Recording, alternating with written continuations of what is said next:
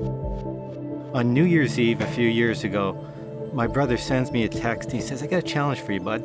He says, how about you and I each do a workout every day for the next year? And then he makes it real and he says, okay, here's how it's going to work.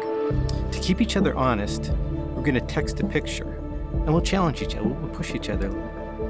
And I agreed to it. And that started this year-long journey of us pushing ourselves and really committing to doing this.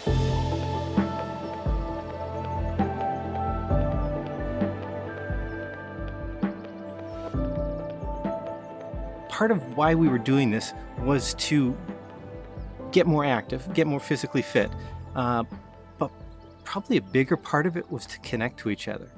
My brother is 7 years younger than me, and we've always been close, but never physically close. He lives in Vancouver, Canada. I've always lived 1,000 miles or more away from him.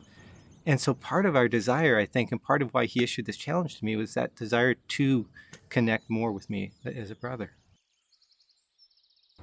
The book kind of influenced some of the things I do in my leadership teaching, but what I've done in my leadership teaching has also influenced the book.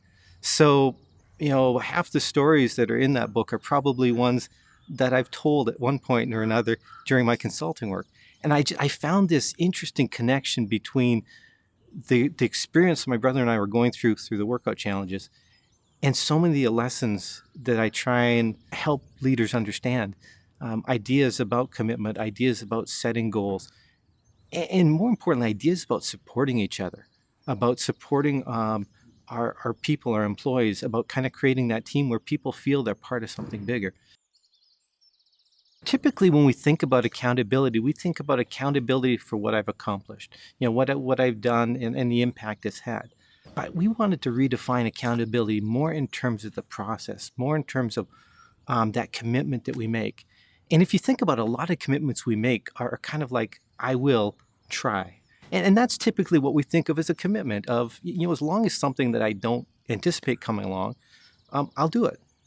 But what if you take commitment one step further and you say, I will, nothing else. No, I'll try, no barring unforeseen circumstances, just simply I will. And when you take that commitment to I will, that really takes it to another level. It means regardless of what's going on in my life, regardless of how sick I am, regardless if I'm flying 18 hours to Dubai, I'm going to get in a workout. I don't know how, I don't know where, but I will do it. It really leads to an accountability to yourself. It's like, I am committing to myself to do this. And yes, it's a commitment to somebody else, but ultimately, it's a commitment to myself, saying, I'm going to do this. I really see the book as it's a way that we have solidified the experience of that year, but more, I hope it's an inspiration. That's really why we wrote the book, is that we were inspired through our year of working out together, and we're hoping that other people could be inspired by it. We're hoping that other people, and it doesn't have to be working out, it was for us, but that daily connection with somebody, I think, is a way for people to connect in a world where we're so often isolated by technology.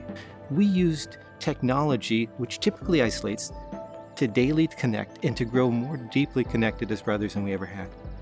Why couldn't we do that with people over music, song of the day, a picture of the day, a tiki bar of the day, whatever it happens to be? Why couldn't we use this idea of connecting to someone on a regular basis to make a more connected world?